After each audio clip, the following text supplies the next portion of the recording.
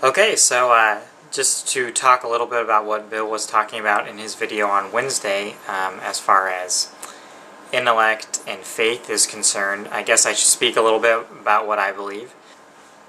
One of the things that has always drawn me to the Catholic faith, and one reason why I think I still remain Catholic, is that I am a very deep intellectual thinker. Now, I'm a very goofy, silly person, but when I'm thinking about these more complex issues, I really like the Catholic Church because they take the time to really get into some of this stuff. There are a lot of scholars out there that don't just take the Bible at face value. They really go into it.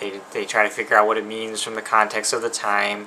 They try to figure out what it means from the context of the language. They try to figure out what it means from the historical perspective, and what it means as a poetry, and what it means as a literary piece of work, and just as far as the Bible is concerned, really exploring all the different aspects of what the Bible can mean. And I think that's really important, that they don't just take one stance on that.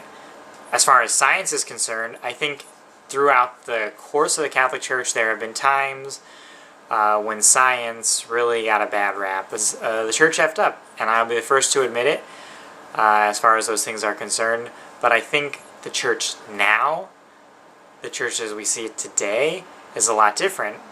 And I think that the Catholic Church recognizes that science is very real, recognizes that evolution is very real, that the Big Bang very well could have happened, and that God just was a part of that, guiding the process or being there. And, we don't really know how it all works, but that's part of what it is, to have faith, and part of the mystery of the faith. And there is mystery in science.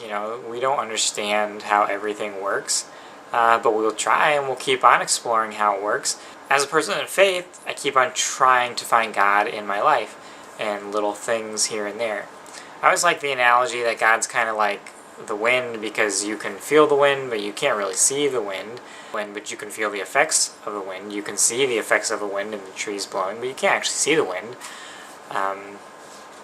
You can't actually see God, but you hear and feel the effects of it. I'm more like Bill's wife as opposed to Bill, I think, when it comes to things like ghosts. And there's a show on TV now that I'm kind of into called Long Island Medium, and I don't know if she's for real or not. I really like her personality, but I believe in that kind of stuff, and I believe you can tap into the energy that is out there now. I would call the energy God. Other people might call the energy something else. But I feel like I can feel love between me and my wife, or me and my family members, or me and my friends and people even though I'm not necessarily in the same physical space, I believe that it transcends.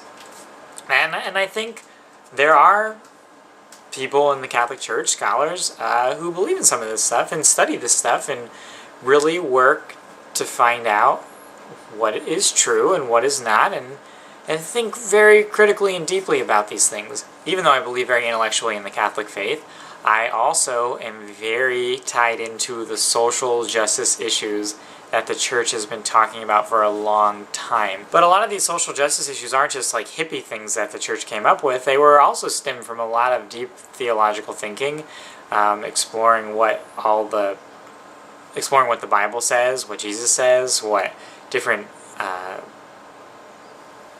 biblical scholars have said throughout the years. And I guess to sum it all up, I think science and intellect and faith go together for me, and that's a big reason why I believe. If you don't believe in God, then that's that's fine. I'm not going to sit here and try to prove to you otherwise, because I'm at peace, and that's all that matters to me.